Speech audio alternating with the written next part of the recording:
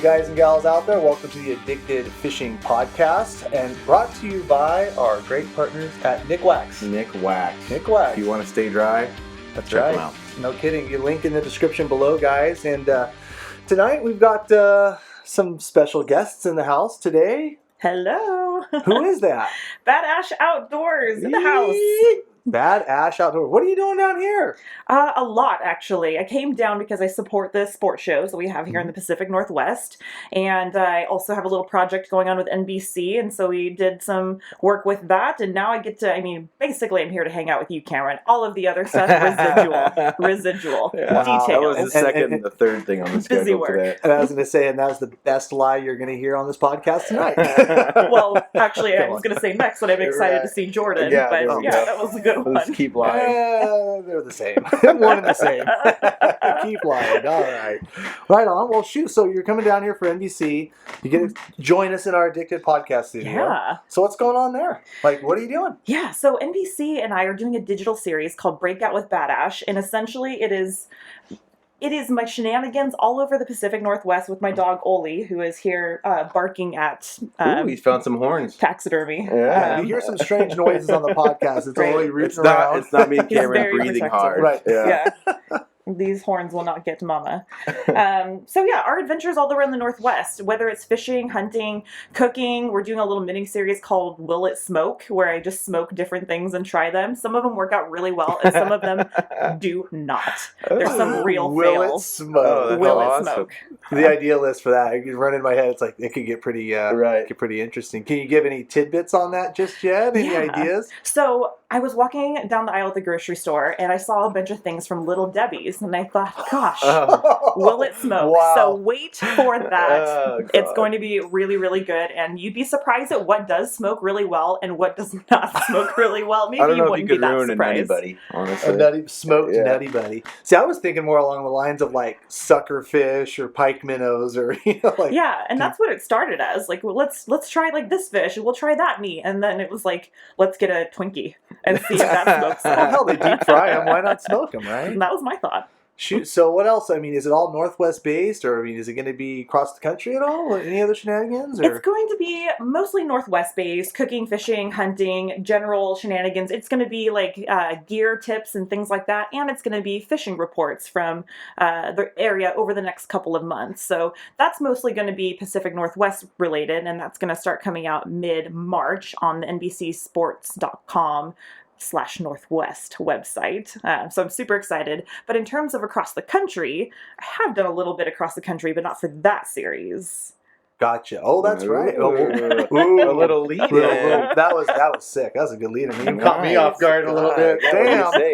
It's She's just a stunner. well trained in this. From the little tidbits that I've seen of it that you've posted and stuff, it seems like a pretty neat, all-around based, like, educational piece for family and, like, children and women, and not so much just the fishing show that you've seen. Am I wrong? Like, going out and showing how to partake in these activities in the Northwest, that a lot of people who are moving, as we all know, there's a lot of people moving to the Northwest, Oregon and Washington, but Right. it's kind of that little avenue for people to have a friendly face, to show them how to go and not be so nervous to go try some of this stuff. And one thing that I want to hold true to for this series is that I want people to see me authentically in those moments. I want them to see me as an expert in some, and I want them to see me fail in others. Right. Because I'm going to try fisheries that I'm not very good at. So, like, walleye is a fishery that I've not spent a lot of time in. I've gone walleye fishing one time, and you're going to see an episode that is me walleye fishing and learning from somebody who is more credible than I am Right. in terms of how to catch a walleye. But you're also going to see me steelhead and bring like my knowledge and expertise and experience to that, and among other things and everything in between, what it's like to be a dog owner and a Right. guide and have a dog in your boat every day. What are the dangers and what are the joys of that? Right. And yeah, so anything that you can imagine, but it will be authentic, and it won't be like trophy hunting for fish. It won't be Right, right. trophy hunting for animals. It will be how I live my life playing outside, because I think that's the best life lived is outside, totally. and how I take things from the stream to the table or the field to the table,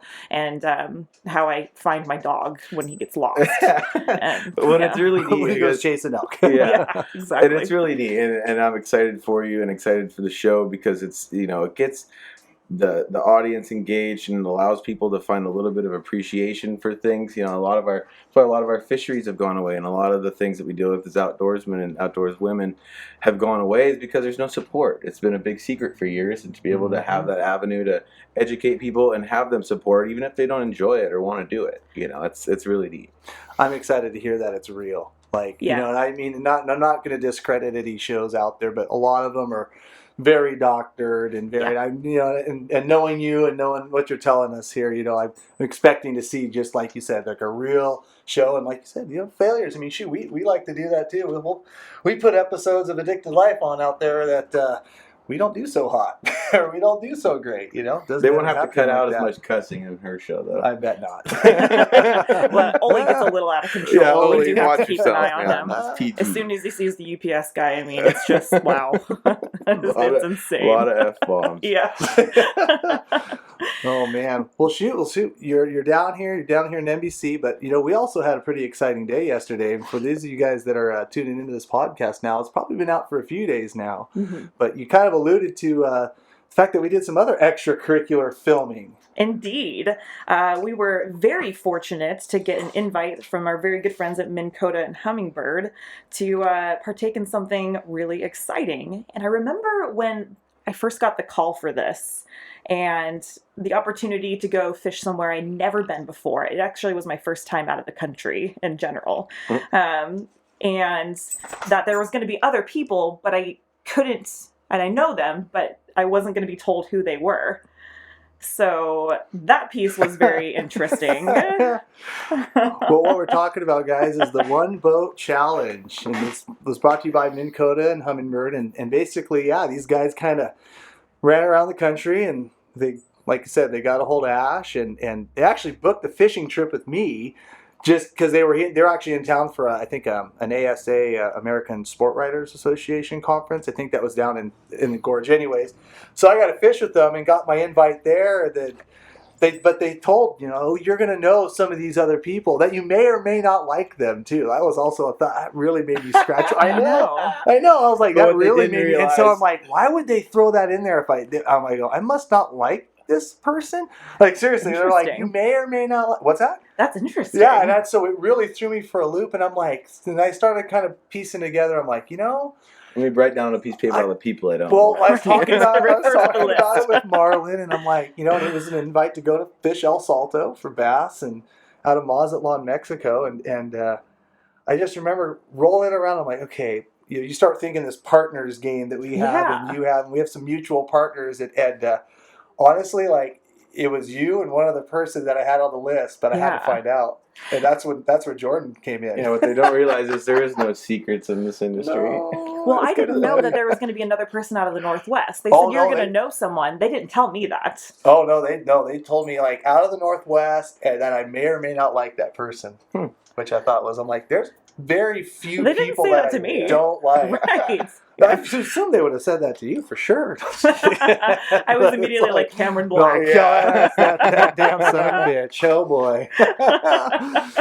But we had to figure it out. So Marlon, I didn't really get to tell too many details around. I'm like, who else from the Northwest would get hauled down? And so we did some sleuths to do. We kind of came to a mutual figuring out of that it was actually going to be Ashley down there too. And I got this interesting phone call from Jordan. Just basically wanted to tell me something he already had told me a few days prior. And just wanted to know, hey, what are you doing between these particular days? But for real though, we were doing a 7-day series. I promise. We were actually on the road. We called to book a trip. And it just so happens that I became the little chain and the link. Yeah. It just so happened that the link in the chain. The 7 days that we were leaving to go to Mazatlan, Jordan went to do a 7-day series up and down the coast, and we were trying to find people that he could stop in and fish with. And so I'm like, well, why don't you give Ashley a call, see if she could do it? And I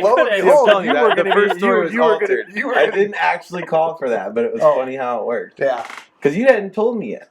Yeah, but there was a way, because that's how we knew. Because I think you told him he'd be out of the country. You didn't give me, or Yeah, I'm out of the country. We weren't allowed to give details, but which is fun to say, by the way. Like, Yeah. I'm out of the I'm country. out of the country. It was my first time getting to say gallivanting it. across the globe.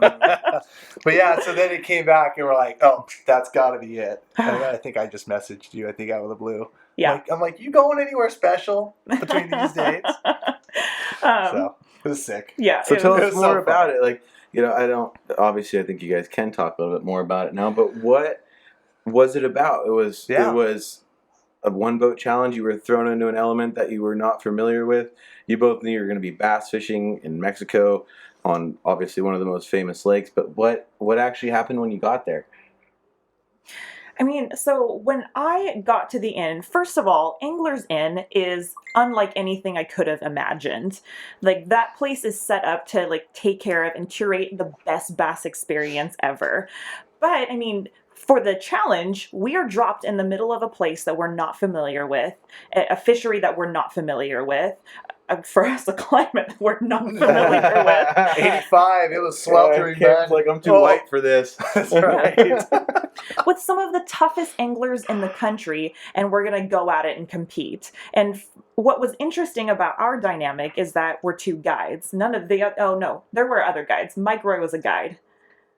Yes. Yeah. Striper. Yeah, striper bass. Mm-hmm. And like Seth kind of like, I don't think he officially guides, but like runs a lot of trips. But I mean, you and I, salmon, steelhead guiding is just very different than saltwater, very different than striped bass. And we felt that we had an incredible advantage at being steelhead anglers, especially. And Once you got there, or before you went? Once I think, like, thinking about the whole experience, Right. Like, how am I going to stack up against someone who may be a bass angler, who may be a saltwater fisher, who may be, whatever. And I think, like, when I consider what I know about bass fishing, I think that there is a lot that can translate from steelhead. Totally. And knowing that, I knew that confidence is like the best way to catch fish. And so I'm going to lean into what I know and apply that to whatever situation is thrown at me. Because if there's one thing I can do, it is figure out a water situation that I'm in. I can figure out a fishery because we're in the Northwest. We deal with changing environments all the time. Yeah, my saying is we fish for fish that don't eat in fresh water. Yeah. So it's like sometimes those degrees that you have to play and the things you have to do to get a fish to bite, it's just a whole, I don't know, I feel like it's a whole step above than a fish that's actually trying to like eat stuff in the water and doing. But you still have the same, you got to play temperatures, you got to play sizes of baits, speeds of presentations, you got to do a lot of that kind of stuff. But well, it's neat to hear you guys say that because it's a topic that I've talked about for a long time, and it was brought up to me by anglers, my good friend Phil Black, who you've met many times, who is has fished all across the world, all across the country, fly fished on Team USA, so on and so forth. And from his experience, his opinion after traveling and seeing it all was the best anglers in the world come out of the Pacific Northwest because of what we do, and not because we're just the best, but it's the kind of fisheries that we have. So to hear you say that, and you bring any of those people from those outside elements into that, I'm not going to say I'd be the best tarpon guide ever, but it's a different situation. It's a different fishery, and it's not something they never deal with the certain challenges that we do here. So it's in my mind, it's neat to hear you guys say that because it's something that's been told to me over and over the years is that some of the best fishermen are progressed out of this region within 300 miles of us. Yeah, I absolutely believe that. Well, I mean, even taking it one step further, even within our fisheries, like the guys that go up to Alaska that guided down here. I mean, like. Salmon and steelhead fishing is one thing, and salmon steelhead fishing is another thing in Alaska. When there's half the amount of fish. The target-rich environment that you have. So, yeah, you hone and fine-tune. But, I mean, honestly, though, just, obviously, I think it airs, the first episode airs on March 15th. 19th. March 19th. Thank you. And you guys, for those of you guys listening along, I want you to go to the website, www.oneboatchallenge.com. We'll put the links in the description below on this podcast for you too. But I will just say this, that what we thought, I can't speak for you, but what I thought going into this was not what happened. Oh my goodness. It was definitely like you said, the whole environment. I remember when I got my invite was probably early October. And I remember like, oh, you're going to go. I mean, what did I do? I went to YouTube. I watched every El Salto bass video I could. Yeah. And I was trying to find the ones that were going to be like over the time frame that we were going to be there. There wasn't really a lot out there. That was the hard part. November. Yes. A lot of it was like June or spring. May. Like, they're catching just all these huge fish, and there Catching one on each hook. may or may not be huge fish caught during this show, but just without giving too much away, it was definitely like a whole, okay, I thought, I've got to prepare, I got to do this, and I'm like, being the guides that we are, like that's like our success is in our preparedness for a fishery. Yeah.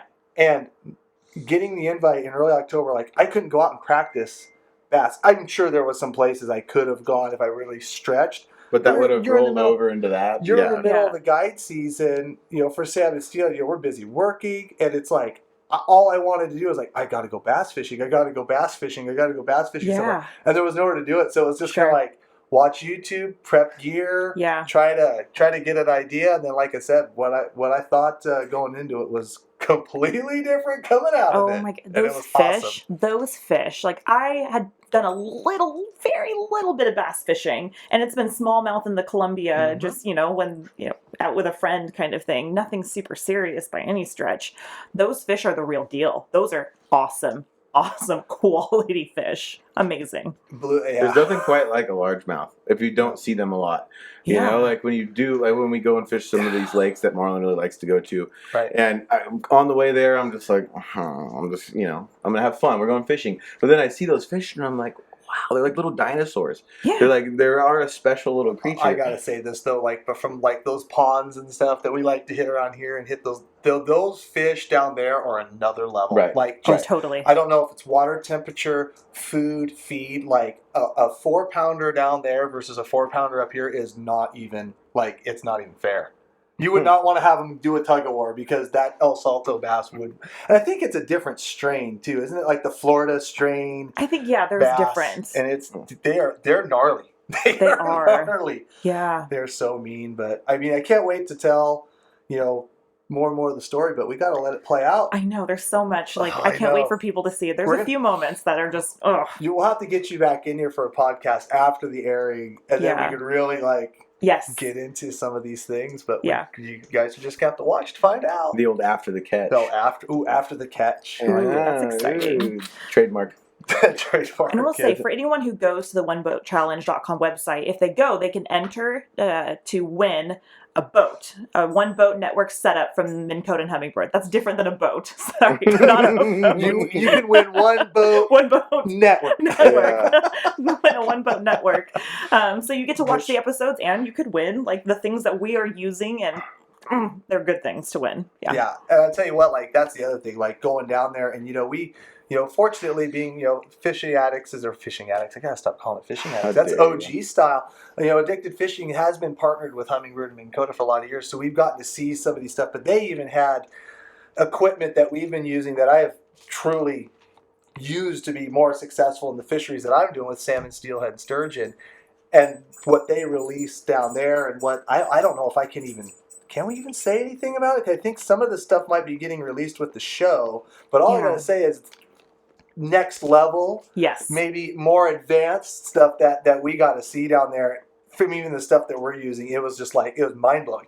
Yeah. It was mind-blowing. Can't wait to get your hands on it, eh? Oh, dude. The smallies in the Columbia Gorge are going to take a reckoning It's going to be trouble. And it's interesting because you've used a lot of that product. And so you got to see this is the progression of it. Yes. He knew all the nerdy terms. He was very nerdy. He was good. Cameron, I'm a nerd. I get it, but it's somebody cool. has to be. It is. And for me, I was new to that product. I'd only had limited exposure. So for me to be able to jump on the boat and be able to dial in quickly, it's very user-friendly. I could navigate that system almost immediately. And that's what I thought was so wonderful about that product, is you don't need to spend a lot of time figuring it out. Spend some time getting comfortable with it, and then you're dangerous really quickly. Well, and I know that seems like an important change too, because I know over the last year and a half, everybody that comes into this room that's affiliated with our little group is asking what settings Cameron has set on his depth finder. It has been a hot topic. What's your settings? Yeah. What do you like? So to hear that, to where they've developed it even further along to where anybody can hop in and get her going. Using some of the technologies they've had within the salmon series, because the 360 imaging's out, and there's progressions in there, and there's progressions even in with like I said, I don't know if I want to say that, but there's there's just some advancements, but even using the tools we have, like I said, for the salmon and steel and sturgeon and the side scan and the mega imaging, the stuff that they've already had out, to see that was just, like I said, mind blowing. I mean, just seeing fish, going into an area, that was kind of the idea, that they kind of threw us in the area, they equipped us properly, and they said, go get them. And that was basically to showcase the crux of the show. Right. Yeah. And the drama that brings up as you are like trying to dial in and change from the way that you usually fish to this new way of fishing while competing. Like it's, It was so wild. And like I said, I really, really, really want to bring you in for a podcast after that show airs. Yeah. So for those of you guys that are, that are listening, we thank you guys for listening. Be sure to follow us along, obviously, on Badash Outdoors on Instagram, Facebook, YouTube, Twitter. Twitter. Is there a release date for your show? We don't have a hard date, but Breakout with Badash will come out around March 15th. About the same time as, man, you guys are going to be all sitting in front of you. It's going to be an exciting, That's going to be a really exciting week right. for you. So I think much it's that content. same week. No kidding. Ashley everywhere. Better pencil that into the calendar. I'm everywhere. But thanks for tuning in, guys. As always, you can check this out on Spotify, Google Play, and iTunes. And shoot, I don't think... Thank you so much for coming in, Ash. Thanks for having me. We'll see you guys later.